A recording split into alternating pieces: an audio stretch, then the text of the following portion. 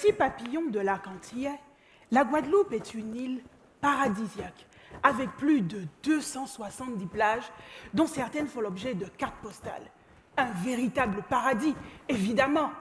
Mais depuis 2011, nos côtes sont périodiquement victimes d'échouements d'algues sargasses qui, lorsqu'elles prennent place, transforment nos plages paradisiaques en véritables enfers visuels et nauséabonds d'œufs pourris.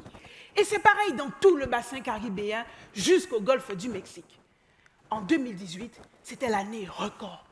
Environ 6,5 millions de tonnes d'algues sargasses arrivaient vers nous. Mais cette année, on prévoit 8,7 millions de tonnes. C'est dramatique, soit plus d'un tiers d'algues sargasses en plus. Autant dire qu'il faut en faire quelque chose. Mais quoi? Des idées dans la salle? Juste ici, madame nous propose d'en faire des produits cosmétiques. Monsieur, juste à ma droite, nous propose de faire des compléments alimentaires, tandis que madame nous propose d'en faire de l'épandage.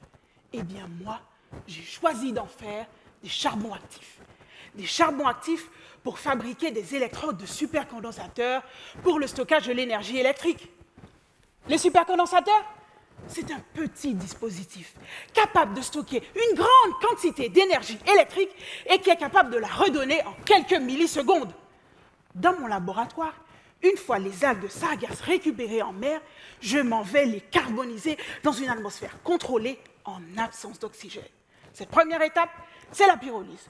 Ensuite, je fais macérer mon charbon dans de l'acide pour augmenter sa porosité. Cette deuxième étape, c'est l'activation. Je passe par une deuxième pyrolyse et j'obtiens un charbon activé. Une fois mon charbon actif en main, je vais contrôler ses propriétés, mesurer sa surface spécifique, contrôler le diamètre moyen de ses pores et évaluer sa capacité à stocker l'énergie électrique. Et puis je recommence à zéro. Je change de température de pyrolyse, je change d'acide, je teste et je teste encore. C'est alors que j'ai pu valider mes meilleurs charbons à base de sargasses utilisables pour fabriquer des électrodes de supercondensateurs.